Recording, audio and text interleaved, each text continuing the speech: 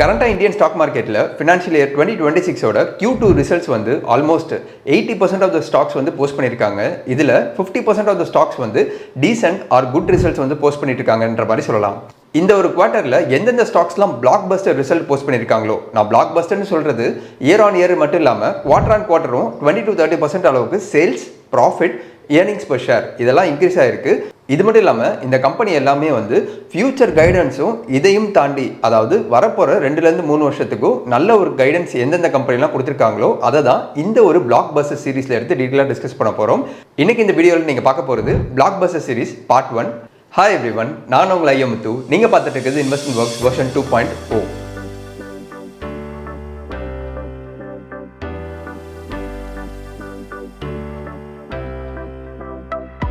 இன்னைக்கு நம்ம டிஸ்கஸ் பண்ண போகிற stock name TD power system limited.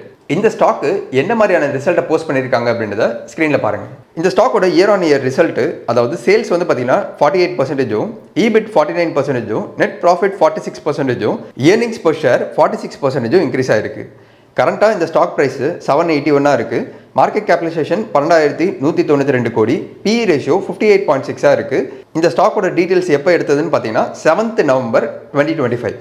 இப்போ இந்த TD பவர் சிஸ்டம்ஸோட ஹை லெவல் ரிசல்ட் எப்படி இருக்குது அப்படின்ற மாதிரி பார்த்தீங்க. இது மட்டுமே வச்சு நம்ம ஒரு ஸ்டாக்கை பை பண்ணலாமா, இல்லைனா அனலைஸ் பண்ண ஸ்டார்ட் பண்ணலாமா அப்படின்னு கேட்டிங்கன்னா, இந்த ரிசல்ட்டை கொஞ்சம் டீப் டைவ் பண்ணிவிட்டு இதுக்கு பின்னாடி இருக்கக்கூடிய பேராமீட்டர்ஸ் எப்படி இருக்குது அப்படின்றத பார்த்துட்டு அதுக்கப்புறம் இந்த ஸ்டாக்கை டீப் டைவ் பண்ணலாம். ஸோ இப்போ இந்த ஸ்க்ரீனில் நீங்கள் இந்த கம்பெனி வந்து பார்த்தீங்கன்னா Q2, அதாவது H1 ஃபினான்ஷியல் 2026 கம்ப்ளீட் ஹைலைட்ஸ் பார்த்துட்டு இருக்கீங்க. அதில் ரெவன்யூ வந்து பார்த்தீங்க அப்படின்னா போன Q2ஓட கம்பேர் பண்ணும்போது இந்த Q2 47% இன்க்ரீஸ் ஆகிருக்கு. ஸோ H1 வந்து பார்த்தீங்கன்னா கிட்டத்தட்ட 42% வந்து ரெவன்யூ பேசிஸில் இன்க்ரீஸ் ஆகிருக்கு. அடுத்து EBITDA பர்ஸ்பெக்டிவில் கிட்டத்தட்ட வந்து பார்த்தீங்கன்னா போன H1 ஃபினான்ஷியல் 2025க்கும் இந்த H1 ஃபினான்ஷியல் 2026க்கும் 45% அளவுக்கு இன்க்ரீஸ் ஆகிருக்கு. இதே மாதிரி ப்ராஃபிட் ஆஃப்டர் டாக்ஸ் வந்து பார்த்தீங்கன்னா 44% அளவுக்கு H1 to H1 வந்து இன்க்ரீஸ் ஆகிருக்கு. அதே அளவுக்கு ஆர்டர் இன்ஃப்ளோ, அதாவது அடுத்து வரப்போகிற நாட்களுக்கு இந்த கம்பெனி வந்து பெட்டரான ரிசல்ட் போடுறதுக்கு இந்த ஆர்டர் இன்ஃப்ளோ ரொம்ப ரொம்ப முக்கியம்.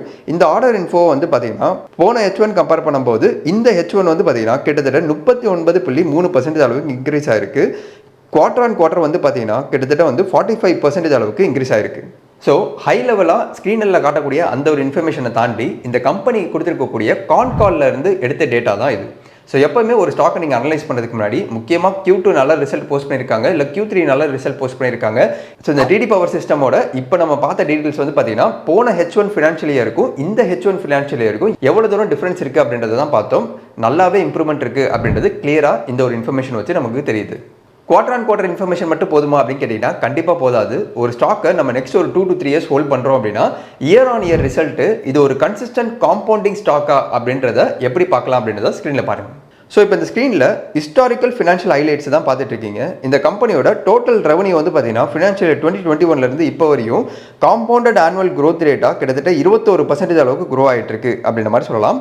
EBIT வந்து பார்த்தீங்கன்னா 37%, ப்ராஃபிட் ஆஃப்டர் டாக்ஸ் வந்து 41% அளவுக்கும், EBIT மார்ஜின்ஸ் வந்து பார்த்தீங்கன்னா 750 பேசிஸ் பாயிண்ட் அளவுக்கும், ப்ராஃபிட் ஆஃப்டர் டாக்ஸ் மார்ஜின் வந்து கிட்டத்தட்ட 580 பேசிஸ் பாயிண்ட் அளவுக்கும் இன்க்ரீஸ் ஆயிருக்கு. ஸோ இப்போ இந்த ஸ்க்ரீனில் TD பவர் சிஸ்டமோட ஃபினான்ஷியல் ஹைலைட்ஸ் வந்து கம்ப்ளீட்டாக 5 years பார்க்கும்போது ஒரு விஷயம் தெளிவாக தெரியுது. இந்த ஒரு கம்பெனி வந்து ஒரு consistent compounder company for last 5 years.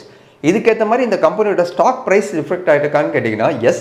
2020 இந்த ஸ்டாக் ப்ரைஸ் வந்து பார்த்தீங்கன்னா 20 to 25 ரேஞ்சில் ட்ரேட் ஆகிட்டு இருந்துச்சு. இப்போ இந்த ஸ்டாக்கோட ப்ரைஸ் வந்து பார்த்தீங்கன்னா more than 700 இருக்குது. கிட்டத்தட்ட 2000% மேலே இந்த ஸ்டாக் ரிட்டர்ன் கொடுத்துருக்கு அப்படின்ற மாதிரி சொல்லலாம். ஸோ இந்த கம்பெனியோட சேல்ஸ் அண்ட் ப்ராஃபிட் இன்க்ரீஸ் ஆக இந்த ஸ்டாக்கோட ப்ரைஸ்லையுமே அது ரிஃப்ளெக்ட் ஆகிருக்கு. அதனால தான் இந்த ஸ்டாக்கு இவ்வளோ பெரிய வளர்ச்சி அடைஞ்சிருக்கு.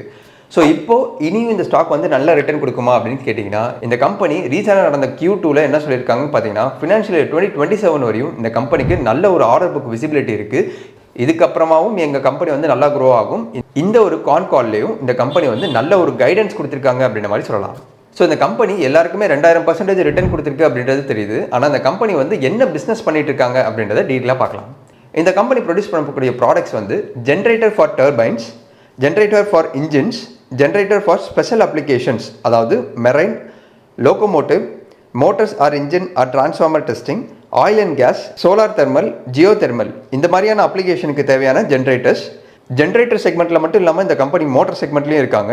Induction motors, synchronous motors, traction motor, இந்த கம்பெனி தயாரிக்கக்கூடிய இந்த மோட்டர்ஸ் அண்ட் ஜென்ரேட்டர்ஸ் உலகம் முழுக்க எங்கெல்லாம் இன்ஸ்டால் பண்ணியிருக்காங்க அப்படின்னு சொல்லி பார்த்தீங்கன்னா north America, central America, south America, Europe, Asia, Australia and Africa. இந்த கம்பெனியோட இன்ஸ்டாலேஷன் ஜென்ரேட்டர்ஸ் இல்லாத ஒரு கண்ட்ரியே இல்லை அப்படின்ற அளவுக்கு இந்த கம்பெனி வந்து பார்த்தீங்கன்னா நூற்றுக்கணக்கான கண்ட்ரீஸில் வந்து இவங்களோட ஜென்ரேட்டர்ஸ் அண்ட் மோட்டர்ஸை வந்து இன்ஸ்டால் பண்ணிட்டு இருக்காங்க. இப்போ இந்த கம்பெனியோட Q2 ரிசல்ட் மட்டும் இல்லாமல் ஃபினான்ஷியல் ஹைலைட்ஸ் எப்படி இருக்குது, இந்த கம்பெனியோட பிஸ்னஸ் எப்படி இருக்குன்றதை பார்த்தோம். இந்த கம்பெனியோட ஃபண்டமெண்டல் பேராமீட்டர்ஸ் எப்படி இருக்குது அப்படின்றத ஸ்க்ரீனர் அப்படின்ற வெப்சைட் வச்சு பார்க்கலாம். TD பவர் சிஸ்டம்ஸ் லிமிடெட் அப்படின்ற இந்த கம்பெனியோட மார்க்கெட் கேபிடலைசேஷன் 12,192 crores இருக்குது. Current price 781. இது எப்போன்னு பார்த்தீங்கன்னா 7th November 2025. இந்த கம்பெனியோட book value 61, PE ratio 58, ROCE 30.4, ROE 22.3, ROIC 21.8. இந்த கம்பெனியோட இன்ட்ரென்சிக் வேல்யூ 223 இருக்குது. இந்த கம்பெனியில் ஃப்ரீ கேஷ் ஃப்ளோ வந்து -16 crores அப்படின்ற மாதிரி இருக்குது. 3 years ஃப்ரீ கேஷ் ஃப்ளோ பாசிட்டிவில் தான் இருக்குது. 96 crores இருக்குது. இந்த கம்பெனியில் டெட் இல்லை அப்படின்ற மாதிரி சொல்லலாம். டெட் டு ஈக்விட்டி ரேஷியோ 0.04 இருக்குது. அடுத்து இந்த கம்பெனியோட profit or loss statement. Sales வந்து பார்த்தீங்கன்னா 2020 தான் டிராஸ்டிக்காக வந்து 3 மடங்காக இன்க்ரீஸ் ஆயிருக்கு அப்படின்ற மாதிரி சொல்லலாம். மார்ச் 2020 500 crores இருந்த சேல்ஸு இப்போ கரண்ட்டாக வந்து பார்த்தீங்கன்னா கிட்டத்தட்ட மார்ச் 2025 1200 1300 கோடி அளவுக்கு பண்ணுறாங்க. ஆப்ரேட்டிங் ப்ராஃபிட் மார்ஜின் வந்து பார்த்தீங்கன்னா 7%லேருந்து இப்போ ஆல்மோஸ்ட் 18% அளவுக்கு இன்க்ரீஸ் ஆயிருக்கு. நெட் ப்ராஃபிட் வந்து பார்த்தீங்கன்னா ஆல்மோஸ்ட் 30 crores இப்போ 175 crores இன்க்ரீஸ் ஆயிருக்கு. இயர்னிங்ஸ் பர் ஷேர் வந்து பார்த்தீங்கன்னா 1.94 இப்போ கரண்ட்டாக அதாவது மார்ச் 2025 வரையும் 11.18 இன்க்ரீஸ் ஆயிருக்கு. அடுத்து இந்த கம்பெனியோட பேலன்ஸ் ஷீட். இந்த கம்பெனியில் ரிசர்வ்ஸில் வந்து பார்த்தீங்கன்னா 930 crores வந்து இருக்குது. இந்த கம்பெனியில் பாரோவிங்காக வந்து ஒரு 36 crores இருக்குது. அந்த ஒரு 36 crores வந்து பார்த்தீங்கன்னா 35.73 crores வந்து ஷார்ட் டேர்ம் பாரோவிங்ஸாக தான் இருக்குது. இந்த கம்பெனியில் ஒர்க்கிங் கேபிட்டல் ஐட்டமாக ஒரு 48 crores இருக்குது. அதுவுமே வந்து கூடிய சீக்கிரம் கம்ப்ளீட் ஆகிடுன்ற மாதிரி ரீசெண்ட் கான்காலில் சொல்லியிருக்காங்க. இந்த கம்பெனியில் அசெட்ஸ் வந்து இன்க்ரீஸ் ஆகிட்டே இருக்குது அப்படின்ற மாதிரி சொல்லலாம். அடுத்து இந்த கம்பெனியோட கேஷ் ஃப்ளோ. இந்த கம்பெனியில் ப்ராஃபிட்ஸ் ஃப்ரம் ஆப்ரேஷன் வந்து பார்த்தீங்கன்னா 2020 டிராஸ்டிக்காக இன்க்ரீஸ் ஆகிட்டே வந்து இருக்குது. 44 crores இப்போ கரண்ட்டாக மார்ச் 2025 237 crores இன்க்ரீஸ் ஆயிருக்கு. இந்த கம்பெனியோட நெட் கேஷ் ஃப்ளோ வந்து பார்த்தீங்கன்னா மார்ச் 2024 34 crores இருந்துட்டு இப்போ -1 crore இருக்குது. அடுத்த வருஷத்தில் பெட்டராக இருக்கும் அப்படின்ற மாதிரி ஒரு எதிர்பார்ப்பு இருக்குது. அடுத்து இந்த கம்பெனியோட ரேஷியோஸ். ஸோ டெட்டர்ஸ் டேஸ் வந்து பார்த்தீங்கன்னா ஓரளவுக்கு இன்க்ரீஸ் ஆயிருக்கு. அடுத்து இன்வென்ட்ரி டேஸும் இன்க்ரீஸ் ஆயிருக்கு. டேஸ் பேயபிளும் இன்க்ரீஸ் ஆயிருக்கு. கேஷ் கன்வர்ஷன் சைக்கிள் ஓரளவுக்கு இன்க்ரீஸ் ஆயிருக்கு அப்படின்ற மாதிரி சொல்லலாம். ஆனால் ROCE அப்படின்ற அந்த ஒரு விஷயம் வந்து 30% அளவுக்கு இன்க்ரீஸ் ஆயிருக்கு. இது ஒரு நல்ல விஷயம். ஸோ இந்த கம்பெனியோட ரேஷியோஸ் எல்லாமே மார்ச் 2025 ரேஷியோ. மார்ச் 2025 அப்புறமா இந்த கம்பெனி ஆல்மோஸ்ட் 2 குவார்ட்டர் ரிசல்ட் வந்து போஸ்ட் பண்ணியிருக்காங்க. 2 குவார்ட்டர் ரிசல்ட்டுமே ரொம்பவே நல்லா இருந்தது. அடுத்த குவார்ட்டர் ரிசல்ட்டும் இந்த கம்பெனியோட கைடன்ஸ் படி பார்த்தீங்கன்னா பெட்டராக இருக்கிறதுக்கு வாய்ப்பு இருக்குது. இதனால் இந்த கம்பெனியோட இந்த ரேஷியோஸ் அதாவது debtors days, inventory days, days payable, cash conversion cycle இதெல்லாம் வந்து அடுத்த மார்ச் 2026 போஸ்ட் பண்ணும்போது பெட்டராக இருக்கும் அப்படின்ற மாதிரி நான் எதிர்பார்க்குறேன். பொறுத்திருந்து பார்க்கலாம். இதை தாண்டி ஃபைனலாக ஷேர் ஹோல்டிங் பேட்டர்ன். இந்த கம்பெனியில் ரீசெண்ட் டைம்ஸில் வந்து பார்த்தீங்கன்னா மார்ச் 2025 செப்டம்பர் 2025 வந்து ஆல்மோஸ்ட் 33% அவங்களோட ஷேர் ஹோல்டிங் வந்து 26.87% டிக்ரீஸ் பண்ணியிருக்காங்க. ஆனால் அவங்க செல் பண்ண அந்த ஷேர்ஸ் எல்லாமே வந்து பார்த்தீங்கன்னா FIIs அண்ட் DIIஸ்க்கு வந்து போயிருக்கு அப்படின்ற மாதிரி சொல்லலாம். ஓரளவுக்கு வந்து ஒரு 2% அளவுக்கு பப்ளிக் கிட்டேயும் வந்து போயிருக்கு. ரீசெண்ட் டைம்ஸில் ஓரளவுக்கு செல் ஆஃபும் நடந்திருக்கு அப்படின்ற மாதிரி சொல்லலாம். ஸோ இந்த கம்பெனியில் நீங்கள் இன்வெஸ்ட் பண்ணுறதுக்கு முன்னாடி காஷியஸாக இருக்கணும் அப்படின்னு பார்த்தீங்கன்னா இந்த ப்ரமோட்டர் ஹோல்டிங்ஸ் வந்து ஓரளவுக்கு டிக்ரீஸ் பண்ணியிருக்காங்க. போன கான்கால்லேயே ப்ரமோட்டர் வந்து தெளிவாக சொல்லியிருக்காங்க. அடுத்த ஒரு 24 monthsக்கு நாங்கள் எந்த விதமான செல் ஆஃபும் பண்ண மாட்டோம் அப்படின்ற மாதிரி சொல்லியிருக்காங்க. பொறுத்திருந்து பார்க்கலாம். பட் ஆனால் இதை வந்து ஒரு காஷனாக வந்து நீங்கள் இந்த ஸ்டாக்கை வாங்குற மாதிரி இருந்தால் நோட் பண்ணி வச்சுக்கோங்க. ஸோ இப்போ இந்த கம்பெனியோட ஃபண்டமெண்டல்ஸ் எப்படி இருக்குது அப்படின்றத டீட்டெயிலாக ஸ்க்ரீனர் வெப்சைட் வச்சு நம்ம பார்த்தோம். ரேஷியோஸ் மட்டும் தான் வந்து ஓரளவுக்கு இன்க்ரீஸ் ஆயிருக்கு. அதுவுமே வந்து இந்த கம்மிங் குவார்ட்டர்ஸ் வந்து டிக்ரீஸ் ஆகும் அப்படின்ற மாதிரி ஒரு எதிர்பார்ப்பு இருக்குது. இதை தாண்டி இந்த கம்பெனியில் ஒரே ஒரு விஷயம் தான் வந்து பிரச்சனையாக இருக்குது. அதாவது வேல்யூவேஷன். PE ரேஷியோ அப்படின்னு சொல்லக்கூடிய அந்த ஒரு ரேஷியோ வந்து பார்த்தீங்கன்னா பயங்கர ஸ்ட்ரெச்சாக இருக்குது. இதனால ஷார்ட் டேர்மில் இந்த ஸ்டாக் ப்ரைஸ் வந்து ரேலி ஆனது திருப்பி ஒரு 10 to 20% இல்லை 30% அளவுக்கு கூட கரெக்ஷன் ஆக வாய்ப்பு இருக்குது. ஸோ இப்போ அடுத்து நம்ம பேச போகிறது தான் ஒரு இன்ட்ரெஸ்டிங்கான விஷயம். இந்த ஸ்டாக்கு இவ்வளோ தூரம் ரிட்டர்ன் கொடுக்க போகிறத ஏன் முத்து நீங்கள் முன்னாடியே சொல்லலை அப்படின்ற மாதிரி கேட்டிங்கன்னா, பிப்ரவரி டைமில் இந்த ஸ்டாக் வந்து நான் பேசியிருந்தேங்க. ஆல்மோஸ்ட் வந்து 380 rupeesல இருக்கும்போது இந்த ஸ்டாக்கை பற்றி நான் எக்ஸ்பிளைன் பண்ணி பேசியிருந்தேன். அதுக்கப்புறம் இந்த ஸ்டாக் வந்து பார்த்தீங்கன்னா கிட்டத்தட்ட 250 அதாவது 30% அளவுக்கு கீழே விழுந்தது மார்க்கெட் கரெக்ஷன். அப்போது திருப்பி அதுலேருந்து பார்த்தீங்கன்னா இந்த ஸ்டாக் வந்து கிட்டத்தட்ட வந்து 200% அளவுக்கு ரிட்டர்ன் கொடுத்துருக்கு. ஸோ இந்த ஸ்டாக்கை நான் பேசாமல் இல்லை, ஆல்ரெடி வந்து என்னோட கோல்டு VIP மெம்பர்ஷிப்லையும் நான் பேசியிருக்கேன். இதை தாண்டி என்னோட யூடியூப்லையும் நான் பேசியிருக்கேன். பட் ஆனால் அந்த வீடியோ இப்போ இல்லை. பட் ஆனால் மெம்பர்ஷிப்பில் இருக்கிற எல்லாருக்குமே வந்து தெரியும். அதில் ஒரு சிலர் வந்து ஹோல்டு வந்து பண்ணியிருக்காங்க. நானுமே இந்த ஸ்டாக் வந்து ஹோல்ட் பண்ணியிருக்கேன். அதோட ப்ரூஃப் அந்த ஸ்க்ரீனில் பாருங்கள். நான் ஹோல்ட் பண்ணியிருக்கேன் அப்படின்றதுனால நீங்கள் ஹோல்ட் பண்ணணும்னு அவசியம் இல்லை. நீங்கள் ஒரு ஸ்டாக் அனலைஸ் பண்ணுறதுக்கு முன்னாடி ஒரு ஃபினான்ஷியல் அட்வைசரை காண்டாக்ட் பண்ணிட்டு இன்வெஸ்ட் பண்ணுங்கள். இல்லைனா உங்களோட ஓன் அனலைசிஸை வந்து பண்ணிட்டு இன்வெஸ்ட் பண்ணுங்கள் அப்படின்ற மாதிரி நான் கேட்டுக்கிறேன். இதை ரெக்கமெண்டேஷனாக எடுத்துக்காதீங்க. இந்த வீடியோவில் பேசக்கூடிய எந்த ஒரு இன்ஃபர்மேஷனும் ரெக்கமெண்டேஷன் கிடையாது. ஜஸ்ட் ஒரு எஜுகேஷன் பர்பஸ்க்காக டிஸ்கஸ் பண்ணிட்டு இருக்கோம். இப்போ இந்த வீடியோ பார்த்துருக்க எல்லாருக்குமே ஒரு டவுட் இருக்கும். அப்போ கூட எப்படி இந்த ஸ்டாக்கை வந்து அந்த டைம்லேயே வந்து கண்டுபிடிக்க முடியும், அதாவது பிப்ரவரி மாதத்துலேயே இந்த ஸ்டாக் வந்து எப்படி கண்டுபிடிக்க முடியும்னு கேட்டிங்கன்னா ஜஸ்ட் கான் கால் எடுத்து ரீட் பண்ணலாம். அதில் என்ன சொல்லியிருக்காங்க அப்படின்றத பார்ப்போம். இப்போ நீங்கள் இந்த ஸ்க்ரீனில் பார்க்கக்கூடியது Q1 ஃபினான்ஷியல் இயர் 2026ஓட கான் கால். இதில் வந்து மேனேஜ்மெண்ட் ரொம்ப தெளிவான ஒரு விஷயம் சொல்லியிருக்காங்க. ஆப்டிமிஸ்டிக்காக growth இருக்கும் அப்படின்ற மாதிரி சொல்லியிருக்காங்க. இதை தாண்டி வந்து டர்க்கியில் வந்து அவங்களோட ஆக்ஷனபிள் பிளான் வந்து எக்ஸிக்யூட் பண்ண போகிறதா வந்து சொல்லியிருக்காங்க. இதை தாண்டி ஃபினான்ஷியல் இயர் 2026 கைடன்ஸ் வந்து பார்த்தீங்கன்னா 1500 கோடி அளவுக்கு கன்சர்வேட்டிவாக வந்து நாங்கள் இருக்கோம் அப்படின்ற மாதிரி வந்து சொல்லியிருக்காங்க. இதை தாண்டி மார்ஜின்ஸுமே வந்து 0.5% அளவுக்கு இன்க்ரீஸ் ஆகும். ஸ்ட்ராங் ஆர்டர் புக் இருக்குது அப்படின்ற மாதிரி சொல்லியிருந்தாங்க. ஸோ Q1ல் அவங்க வந்து ஸ்ட்ராங்காக ஒரு சில விஷயத்த வந்து என்ன சொல்லியிருந்தாங்களோ அதை கரெக்டாக வந்து Q2ல் எக்ஸிக்யூட் பண்ணியிருக்காங்க. இப்போ Q2ல் என்ன சொல்லியிருக்காங்கன்றதை வச்சு தான் இப்போ இந்த ஸ்டாக்கை வந்து நான் ஹோல்டில் வைப்பனா இல்லையா அப்படின்றது தெரியும். ஸோ இப்போ இந்த Q2ல் பாசிட்டிவாக சொல்லியிருந்தால் மட்டும்தான் இவ்வளோ நாள் நான் வாங்கி ஹோல்ட் பண்ணி ஒரு 80-100% ரிட்டர்ன் பார்த்துருக்கேன் இல்லையா, அதுலேருந்து நான் கண்டினியூ ஆகலாமா இல்லைனா இங்கேயே நான் எக்ஸிட் ஆகணுமா அப்படின்றது தெரியும். ஸோ இந்த Q2 கான் காலில் என்ன சொல்லியிருக்காங்கன்றதை பார்ப்போம். ஸோ இப்போ நடந்து முடிஞ்ச இந்த கான் காலில் தெளிவான ஒரு விஷயத்தை, அதாவது கைடன்ஸ் பெர்ஸ்பெக்டிவில் 18 பில்லியன் வந்து ஃபினான்ஷியல் இயர் 2026க்கும் 20 பில்லியன் ஃபினான்ஷியல் இயர் 2027க்கும் கைடன்ஸாக வந்து கொடுத்துருக்காங்க. இதை தாண்டி ஃபினான்ஷியல் இயர் 2027 வந்து பார்த்தீங்கன்னா 22 பில்லியன் அளவுக்கு கூட வந்து போகிறதுக்கு வாய்ப்பு இருக்குது. இது எப்படின்னு பார்த்தீங்கன்னா US ட்ரேட் டீல்ஸ் பெட்டராக இருந்ததுன்னா அதையும் எங்களால் அச்சீவ் பண்ண முடியும் அப்படின்ற மாதிரி சொல்லியிருக்காங்க. இதை தாண்டி ஒரு ஹிண்ட் கொடுத்துருக்காங்க. என்னன்னு பார்த்தீங்கன்னா கேஸ் டர்பைன் அண்ட் இன்ஜின்ஸ் வந்து டிமாண்ட் வந்து பயங்கரமாக வந்து ட்ரைவ் ஆகிட்டு இருக்கு US அண்ட் யூரோப்பில். இது டியூ டு எதனாலன்னு பார்த்தீங்கன்னா டேட்டா சென்டர் அண்ட் கிரிட் ஸ்டெபிலிட்டினால வந்து பார்த்தீங்கன்னா இந்த கேஸ் செக்மெண்ட்டோட இன்ஜின்ஸ் அண்ட் டர்பைன்ஸ் வந்து பெட்டராக பெர்ஃபார்ம் பண்ணிட்டு இருக்கு அப்படின்ற மாதிரி சொல்லியிருக்காங்க. பொதுவாக ஒரு இன்வெஸ்டராக இந்த மாதிரியான ஒரு சிம்பிளான மேனேஜ்மெண்ட் சொல்கிறத மட்டும் வந்து ஏற்றுக்கலாமான்னு சொல்லி கேட்டிங்கன்னா கண்டிப்பாக கூடாது. இதை தாண்டி இன்னும் கொஞ்சம் டீப் டைவ் வந்து பண்ணணும். எனக்கு இந்த ஸ்டாக்கில் நான் ஒரு 5% என்னோட போர்ட்ஃபோலியோவில் நான் வச்சுருக்கேன் அப்படின்னா இந்த இன்ஃபர்மேஷன் மட்டும் போதாது. இன்னமும் அவங்களோட கான் காலையும் அவங்களோட பிபிடியும் வந்து டீப் டைவ் பண்ணலாம். அது எப்படி பண்ணுறதுன்றதை பார்க்கலாம். ஸோ இப்போ நீங்கள் பார்க்குறது இந்த கம்பெனி கொடுத்துருக்கக்கூடிய ஆர்டர் இன்ஃப்ளோ அண்ட் கீ ஹைலைட்ஸ்ன்ற மாதிரி சொல்லலாம். Q2 ஃபினான்ஷியல் இயர் 2026ல் இவங்களோட ஆர்டர் இன்ஃப்ளோ வந்து பார்த்தீங்கன்னா இயர் ஆன் இயர் 45% அளவுக்கு க்ரோ ஆயிருக்கு அப்படின்ற மாதிரி சொல்லியிருக்காங்க. H1 to H1 கம்பேர் பண்ணும்போது 39% அளவுக்கு க்ரோ ஆயிருக்கு அப்படின்ற மாதிரி சொல்லியிருக்காங்க. 84% வந்து எக்ஸ்போர்ட்ஸ்லேருந்து இன்க்ரீஸ் ஆயிருக்கு அப்படின்ற மாதிரி சொல்லியிருக்காங்க. டோட்டலாக order book as on 30 September 2025 வந்து பார்த்தீங்கன்னா 15,870 மில்லியன் அளவுக்கு ஆர்டர் புக் வச்சிருக்கிறதா சொல்லியிருக்காங்க. ஸோ இதுலேருந்து இப்போ எனக்கு என்ன தெரியுது, இந்த கம்பெனிக்கு ஒரு நல்ல ஆர்டர் புக் இருக்குது. இந்த ஆர்டர் புக் எக்ஸிக்யூட் பண்ணாவே இந்த கம்பெனி வந்து பார்த்தீங்கன்னா அவங்க சொல்லக்கூடிய அந்த கைடன்ஸ் அச்சீவ் பண்ண முடியுன்றது எனக்கு தெளிவாக தெரியுது. இதை தாண்டி இந்த கம்பெனிக்கு ஃபியூச்சரில் வரப்போகிற எல்லா ஆர்டர் புக்குமே ஒரு பெரிய ப்ளஸ் தான். இப்போ இது மட்டும் போதுமா? இந்த ஆர்டர் புக்கு எந்தெந்த ஸ்ட்ரீம் லைன்ஸில் இருக்குது, அந்த ஸ்ட்ரீம் லைன்ஸில் என்ன மாதிரியான செக்டாருக்கு க்ரோத் இருக்குன்றது டீட்டெயிலாக பார்க்கலாமா வாங்க. இந்த கம்பெனிக்கு வந்து பார்த்தீங்கன்னா ஆர்டர் புக்கு எங்கேருந்து வந்திருக்கு அப்படின்னு பார்த்தீங்கன்னா ஃபர்ஸ்ட் வந்து ஸ்டீம் டர்பைன் ஜென்ரேட்டர் செக்மெண்ட்டில் இருந்து டொமஸ்டிக் அண்ட் எக்ஸ்போர்ட்ஸ் 2 இடத்துல இருந்துமே வந்திருக்கு. அதில் பார்த்தீங்கன்னா நைஜீரியாஸ் லார்ஜஸ்ட் இண்டிஜினியஸ் ஸ்டீல் கம்பெனிலேருந்து இவங்க வந்து ஒரு ஆர்டர் எடுத்திருக்காங்க. இதை தாண்டி லீடிங் ஜெர்மன் ஸ்டீம் டர்பைன்லேருந்து ஆர்டர் கிடச்சிருக்கு. சால்வேனியா அப்படின்னு சொல்லக்கூடிய அந்த ஒரு ஸ்டேட்டில் வந்து இந்த கம்பெனி வந்து ஃபர்ஸ்ட் டைமாக இன்ஸ்டாலேஷன் பண்ண போகிறதா சொல்லியிருக்காங்க. இதை தாண்டி இட்டாலியில் இருக்கக்கூடிய யூரோப்பியன் ரீஜன்லையும் இந்த கம்பெனிக்கு ஒரு ஸ்டீம் டர்பைன் ஆர்டரும் கிடச்சிருக்கு. இது மட்டும் இல்லாமல் இந்த கம்பெனிக்கு ஜப்பான்ஸ் வேஸ்ட் டு எனர்ஜி மார்க்கெட்டில் இருந்தும் ஒரு ஆர்டர் கிடச்சிருக்கு. ஸோ ஆக மொத்தம் ஸ்டீம் டர்பைன் செக்மெண்ட்லேருந்து இந்த கம்பெனிக்கு நல்ல ஒரு ஆர்டர் கிடச்சிருக்குன்னு சொல்லலாம். அடுத்து 2 போல் செக்மெண்ட் ஜென்ரேட்டர் அப்படின்னு சொல்லக்கூடிய அந்த ஒரு செக்மெண்ட்டில் மொத்தம் ஒரு 4 ப்ராஜெக்ட் கிடச்சிருக்குன்னு சொல்லலாம். ஒரு ப்ராஜெக்ட் வந்து UAEலையும், இன்னொன்று வந்து பார்த்திங்கன்னா ரஷ்யாலையும், இன்னொன்று வந்து சவுதி அரேபியாலையும் கிடச்சிருக்கு. அடுத்து இந்த கம்பெனிக்கு ஹைட்ரஜன் ஜென்ரேட்டர் செக்மெண்ட்டில் இருந்து கிட்டத்தட்ட வந்து பல இடங்கள்ல இருந்து ப்ராஜெக்ட்ஸ் வந்து கிடச்சிருக்கு. அது என்னென்ன இடங்கள் அப்படின்றத பாருங்கள். மேஜராக வந்து பார்த்திங்கன்னா வியட்நாமில் அதிகமாக இந்த கம்பெனிக்கு கிடச்சிருக்கு. அடுத்து இந்த கம்பெனிக்கு கேஸ் இன்ஜின் ஜென்ரேட்டர் செக்மெண்ட்லையும் ப்ராஜெக்ட்ஸ் வந்து கிடச்சிருக்கு. லாஸ்ட் ஆர்டர் ஃப்ளோ தான் ரொம்ப இன்ட்ரெஸ்டிங்கான ஒரு ஆர்டர் ஃப்ளோன்னு சொல்லலாம். டேட்டா சென்டர் ஃபோக்கஸ் பண்ணி இருக்கக்கூடிய ஒரு கம்பெனியில் யுனைடெட் ஸ்டேட்ஸில் கேஸ் டர்பைன் ஜென்ரேட்டர் செக்மெண்ட்டில் இந்த கம்பெனிக்கு வந்து ஆர்டர் கிடச்சிருக்கு. லாஸ்ட் குவார்ட்டர் கூட இந்த கம்பெனி வந்து டேட்டா செக்மெண்ட் ஃபோக்கஸ் பண்ணிவிட்டு ஒரு சில ப்ராஜெக்ட்ஸ் வந்து பண்ணுறோம் அப்படின்ற மாதிரி சொல்லியிருந்தாங்க. ஸோ டேட்டா சென்டர் அப்படின்ற அந்த ஒரு செக்மெண்ட்டை பற்றி டீட்டெயிலாக ஒரு வீடியோ எடுத்து நான் பப்ளிஷ் பண்ணியிருக்கேன். அதை பார்க்காதவங்க என்னோட யூடியூப் சேனலில் போய் செக் பண்ணி பாருங்கள். 2025 ஃபினான்ஷியல் இயரில் என்னோட மேஜர் செக்மெண்ட் ஆர் ஃபர்ஸ்ட் செக்டாராக எது இருக்குது அப்படின்னு சொல்லி கேட்டிங்கன்னா டேட்டா சென்டர்.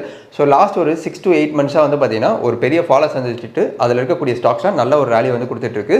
ஸோ இந்த செக்மெண்ட்டில் ஒர்க் பண்ணக்கூடிய எந்த ஒரு ப்ராக்ஸி பிளேவாக இருந்தாலும் பெட்டராக வந்து ரிசல்ட் போஸ்ட் பண்ணுறதுக்கு வாய்ப்பு இருக்குது. அந்த ஒரு ப்ராக்ஸி பிளேயில் ஒரு கம்பெனி தான் இந்த டிடி பவர் சிஸ்டம். நல்ல ரிசல்ட்டே போஸ்ட் பண்ணியிருக்காங்க. இந்த ஒரு கம்பெனி நல்ல ஒரு ரேலி கொடுத்துருக்கு. இப்போ அடுத்து எல்லா இன்வெஸ்டருக்கும் இருக்கக்கூடிய ஒரு கேள்வி, இந்த ஆர்டர் புக் எல்லாமே பெட்டராக தான் இருக்குது. இந்த ஆர்டர் புக்கு டைவர்சிஃபைடாக இருக்கா? அதாவது நாளைக்கு ஒரு இண்டஸ்ட்ரி பெர்ஃபார்ம் பண்ணாமல் போகுது, இல்லைனா ஒரு இண்டஸ்ட்ரியில் ஏதோ ஒரு நியூஸ்னால வந்து அந்த இண்டஸ்ட்ரியே அடுத்த ஒரு 5 வருஷம் பெர்ஃபார்ம் பண்ணாமல் போயிடுச்சு அப்படின்னா இந்த கம்பெனியோட நிலைமை என்ன? டைவர்சிஃபைடு ஆர்டர் புக் இருக்கான்றதை இந்த ஸ்க்ரீனில் பாருங்கள். இந்த கம்பெனிக்கு டொமஸ்டிக் அண்ட் எக்ஸ்போர்ட்ஸ்லேருந்து 2 பக்கமும் ஆர்டர் புக் கிடச்சிருக்கின்ற மாதிரி சொல்லலாம். இந்த கம்பெனிக்கு மேஜராக வந்து railways, data centre, spares and Turkey இந்த மாதிரி டிஃப்ரெண்ட் ஜாகிரபிலையும் சரி, டிஃப்ரெண்ட் செக்மெண்ட்டுக்கும் சரி இந்த கம்பெனியோட ஆர்டர் புக் வந்து டிஃப்ரெண்ட் ஜாகிரபிலையும் எக்ஸ்பேண்ட் ஆகிருக்கு, டிஃப்ரெண்ட் செக்டார்லேயும் வந்து எக்ஸ்பேண்ட் ஆகிருக்கு. அதாவது ரயில்வேஸு, மேனுஃபேக்சரிங், டேட்டா சென்டர் இந்த மாதிரியான டிஃப்ரெண்ட் செக்மெண்ட்லேயும் வந்து இந்த கம்பெனி வந்து ஒர்க் பண்ணிட்டு இருக்கிறதுனால இந்த கம்பெனிக்கு ஏதாவது ஒரு செக்மெண்ட் வந்து கீழே விழுந்தாலும் இந்த ஒரு கம்பெனிக்கு பெரிய லெவல் பாதிப்பு வராது அப்படின்றது என்னோட பெர்ஸ்பெக்டிவ். ஸோ ஓவராலாக இந்த டிடி பவர் சிஸ்டம்ஸோட பிஸ்னஸ் அவுட்லுக் எப்படி இருக்குது அப்படின்ற மாதிரி கேட்டிங்கன்னா, மேனேஜ்மெண்ட் ரொம்ப தெளிவாக ஃபினான்ஷியல் இயர் 2026 18 பில்லியன் ஐஎன்ஆர் வந்து அச்சீவ் பண்ணுவோன்ற மாதிரி சொல்லியிருக்காங்க. ஆர்டர் ஃப்ளோ கண்டினியூஸாக வந்து அதிகமாகிறதுக்கு வாய்ப்பு இருக்குது அப்படின்ற மாதிரி சொல்லியிருக்காங்க. பை டைவர்சிஃபைடு கண்ட்ரீஸில் இருந்தும் டைவர்சிஃபைடு செக்மெண்ட்ஸில் இருந்தும், அதாவது இந்த கம்பெனி பண்ணக்கூடிய steam turbine, gas engine, geothermal motors and other அப்ளிகேஷன்ஸ்லேருந்து இவங்களுக்கு ஆர்டர் புக்கு கிடைக்க போகிறதாகவும் சொல்லியிருக்காங்க. இந்த க்ரோத் வந்து பார்த்திங்கன்னா எக்ஸ்போர்ட்ஸ்லேருந்து அதிகமாக வரப்போகுது அப்படின்ற மாதிரி சொல்லியிருக்காங்க. அதுலேயுமே வந்து எனர்ஜி டிரான்சிஷன் ப்ராஜெக்ட்ஸ், அதாவது renewables and gas driven power projects, oil and gas, grid stability units, hydro and large data centres, Ukraine war waste recovery plans and railway orders from Germany and US இந்த மாதிரி பலதரப்பட்ட செக்மெண்ட்டில் இருந்தும் பலதரப்பட்ட செக்டாரில் இருந்தும் பல கண்ட்ரீஸில் வந்தும் இந்த கம்பெனிக்கு ஆர்டர் புக் வரும் அப்படின்ற மாதிரியான ஒரு தெளிவான ஒரு விஷயத்தை மேனேஜ்மெண்ட் வந்து கான்காலில் சொல்லியிருக்காங்க. இதை தாண்டி இந்த கம்பெனியோட மார்ஜினல் க்ரோத்தும் 0.5% அளவுக்கு ஃபினான்ஷியல் 2026 இன்க்ரீஸ் ஆக வாய்ப்பு இருக்குன்னு சொல்லியிருக்காங்க. ஃபைனலாக இந்த கம்பெனி வந்து கரண்ட்டாக ஒரு 3வது பிளான்ட் வந்து ஸ்டார்ட் பண்ணியிருக்காங்க. அதுவுமே வந்து Q4 ஃபினான்ஷியல் இயர் 2026 ஆப்ரேஷனலாக இருக்கும் அப்படின்ற மாதிரி சொல்லியிருக்காங்க. இதனால் வேறு ஏதாச்சும் ஒரு செக்மெண்ட்டில் இருந்து ஒரு புது ஆர்டர் வந்தாலுமே இந்த ஒரு கெப்பாசிட்டி அவங்களுக்கு மேனுஃபேக்சரிங் பண்ணுறதுக்கு யூஸ்ஃபுல்லாக இருக்கும் அப்படின்ற மாதிரி சொல்லியிருக்காங்க. ஸோ இவ்வளோ நேரம் இந்த வீடியோவில் டிடி பவர் சிஸ்டமோட கம்ப்ளீட் ஃபண்டமெண்டல்ஸ் எப்படி இருக்குது, பிஸ்னஸ் எப்படி இருக்குது, எந்த மாதிரியான செக்மெண்ட்டில் ஒர்க் பண்ணிட்டு இருக்காங்க, எந்தெந்த செக்மெண்ட்லேருந்து எவ்வளோ தூரம் ரெவன்யூ வர வாய்ப்பு இருக்குது, என்ன மாதிரியான புது ஆர்டர் புக் வர வாய்ப்பு இருக்குது, இந்த கம்பெனி போன கான்காலில் சொன்ன கைடன்ஸை இந்த கான்காலில் அச்சீவ் பண்ணுறாங்களா, இந்த கான்காலில் என்ன சொல்லியிருக்காங்க அப்படின்ற கம்ப்ளீட் இன்ஃபர்மேஷன் எடுத்து உங்ககிட்ட ப்ரெசென்ட் பண்ணியிருக்கேன். இந்த ஸ்டாக்கை இப்போ கரண்ட்டாக வாங்கலாமா இல்லையா அந்த ஒரு கேள்வி தான் எல்லாருக்குமே இருக்கும். அந்த கேள்விக்கான ஆன்சரை நான் 2 வழியில் வந்து சொல்கிறேன். ஒன்று, PE வேல்யூவேஷன் எப்படி இருக்குது அப்படின்றத டிஸ்கஸ் பண்ணலாம். ரெண்டாவது, டெக்னிக்கல் அடிப்படையில் இந்த ஸ்டாக் எப்படி இருக்குன்னு டிஸ்கஸ் பண்ணலாம். நான் 2 பெர்ஸ்பெக்டிவ் எடுத்து நான் உங்கள் முன்னாடி வைக்கிறேன். நீங்கள் என்ன பண்ணணும் அப்படின்றத டிசைட் பண்ணிக்கோங்க. என்னை பொறுத்த மட்டும் நான் இந்த ஸ்டாக்கை வந்து உடனடியாக அக்யூமுலேட் பண்ண மாட்டேன். ஏன்னா இந்த ஸ்டாக் வந்து ரீசெண்ட் டைம்ஸில் ஒரு நல்ல ரேலி போயிருக்கு. கண்டிப்பாக வந்து ஒரு 10 to 15% கரெக்ஷன் ஆக வாய்ப்பு இருக்குது. அதே மாதிரி ஒரு கன்சாலிடேஷன் ஃபேஸில் அடுத்த ஒரு 1 to 2 months இருக்கிறதுக்கும் வாய்ப்பு இருக்குது. ஸோ அதனால் நான் கரண்ட்டாக பை பண்ண மாட்டேன். ஆனால் டெக்னிக்கல்ஸ் எப்படி இருக்குன்றதை பார்ப்போம். ஸோ ஃபஸ்ட்டு PE ரேஷியோ அடிப்படையில் வந்து பார்த்தீங்கன்னா இந்த ஸ்டாக் வந்து மீடியன் PE இருக்கான்னு கேட்டிங்கன்னா கண்டிப்பாக கிடையாது. இந்த ஸ்டாக்கோட PE ரேஷியோ இப்போ ஓவர் ஸ்ட்ரெச் ஆகிட்டு கரண்ட் PE வந்து பார்த்தீங்கன்னா ஆல் டைம் ஹை PE இருக்குது. கண்டிப்பாக நான் வெயிட் பண்ணுவேன் அப்படின்றது தான் வேல்யூவேஷன் பெர்ஸ்பெக்டிவில் என்னோட ஐடியா. டெக்னிக்கல் பெர்ஸ்பெக்டிவில் இந்த ரிசல்ட் நல்லா இருக்கிறதுனால பயங்கரமான ஒரு ரேலி வந்து போயிருக்கு. ஆனால் போன வாரத்தில் வந்து பார்த்தீங்கன்னா கம்ப்ளீட்டாக டாப்லேருந்து செல் ஆஃப் வந்து ஆயிருக்கு. அடுத்து வரப்போகிற வாரத்தில் ஒரு 1 to 2 months கன்சல்டேஷனும் இல்லைனா வந்து 10 to 20% வந்து கரெக்ஷன் வர்றதுக்கும் வாய்ப்பு இருக்குது. என்னோட பெர்ஸ்பெக்டிவில் இந்த ஸ்டாக் வந்து நான் என்ன ப்ரைஸில் வாங்குவேன் அப்படின்ற மாதிரி வந்து கேட்டிங்கன்னா திருப்பி வந்து ஒரு 600லேருந்து 650 அப்படின்ற ரேஞ்சில் வந்து வந்ததுன்னா கண்டிப்பாக இந்த ஸ்டாக்கை நான் அக்யூமுலேட் பண்ணுவேன் for long term. Like minimum வந்து 2 to 3 years இல்லாமல் இந்த ஸ்டாக்கு பக்கமே நான் போக மாட்டேன். இல்லை மேக்ஸிமம் 5 years வந்து இருக்குன்னா தாராளமாக இந்த ஸ்டாக்கில் வந்து நான் இன்வெஸ்ட் பண்ணுவேன் மாதிரி நான் சொல்லிக்கிறேன். இது என்னோட பெர்ஸ்பெக்டிவ் மட்டும் தான், அகெயின் ரெக்கமெண்டேஷன் கிடையாது. டிடி பவர் சிஸ்டம்ஸ் லிமிடெட் அப்படின்ற இந்த ஒரு கம்பெனியை பற்றி டீட்டெயிலாக எடுத்து இந்த வீடியோவில் டிஸ்கஸ் பண்ணியிருக்கேன். இந்த ஸ்டாக்கு பிளாக் பஸ்டர் ரிசல்ட் கொடுத்துருக்கு. இந்த ஸ்டாக் என்ன பண்ணுறாங்க ப்ளஸ் வந்து இந்த ஸ்டாக்கோட ஃபண்டமெண்டல்ஸ் எப்படி இருக்குது அப்படின்றத டீட்டெயிலாக உங்களுக்கு புரிஞ்சிருக்குன்ற மாதிரி நான் நம்புகிறேன். இப்போ வரையும் நீங்கள் பார்த்தது பிளாக் பஸ்டர் ரிசல்ட் பார்ட் 1. அடுத்து பார்ட் 2 வீடியோவில் 2 ஸ்டாக் எடுத்து பேசலாம் அப்படின்ற மாதிரி இருக்கேன். இந்த பிளாக் பஸ்டர் சீரீஸில் மொத்தமாக வந்து ஒரு 15லேருந்து 20 ஸ்டாக் வந்து பேசலான்னு இருக்கேன். டிடி பவர் சிஸ்டம் அப்படின்ற இந்த ஸ்டாக்கோட அனாலிசிஸ் உங்களுக்கு யூஸ்ஃபுல்லாக இருந்துச்சா, இதில் நான் எதை மிஸ் பண்ணியிருக்கேன் இல்லைனா எதை ஆட் பண்ணலாம் அப்படின்றத மறக்காமல் கமெண்ட் செக்ஷனில் சொல்லுங்கள். இந்த இன்ஃபர்மேஷன் உங்களுக்கு யூஸ்ஃபுல்லாக இருந்துச்சு அப்படின்னா யூஸ்ஃபுல் அப்படின்ற மாதிரி டைப் பண்ணுங்கள். அந்த ஒரு கமெண்ட் என்ன மோட்டிவேட் பண்ணிவிட்டு இன்னும் நிறைய இன்ஃபர்மேஷன் வந்து போஸ்ட் பண்ண வைக்கும் அப்படின்ற மாதிரி சொல்லிக்கிறேன். அடுத்து இந்த பிளாக் பஸ்டர் சீரீஸில் எந்த ஸ்டாக்கை பற்றி டீட்டெயிலாக பேசணும்னு நீங்கள் நினைக்கிறீங்களோ அந்த ஸ்டாக்கோட நேமையும் கமெண்ட் செக்ஷனில் சொல்லுங்கள். இந்த ஒரு இன்ஃபர்மேஷன் உங்களுக்கு யூஸ்ஃபுல்லாக இருந்து மற்றவங்களுக்கும் யூஸ்ஃபுல்லாக இருக்கும்னு நினச்சிங்கன்னா மறக்காம இந்த வீடியோக்கு ஒரு லைக் பண்ணி சப்போர்ட் பண்ணுங்கள். நம்மளோட யூடியூப் சேனலில் அடுத்து வரப்போகிற வீடியோவை நீங்கள் மிஸ் பண்ணாமல் இருக்கணும்னு நினச்சிங்கன்னா இன்வெஸ்ட்மெண்ட் ஒர்க்ஸ் 2.0 சேனலில் மறக்காமல் சப்ஸ்கிரைப் பண்ணிக்கோங்க. அடுத்த இன்ட்ரெஸ்டிங்கான வீடியோவில் சந்திப்போம். பாய்.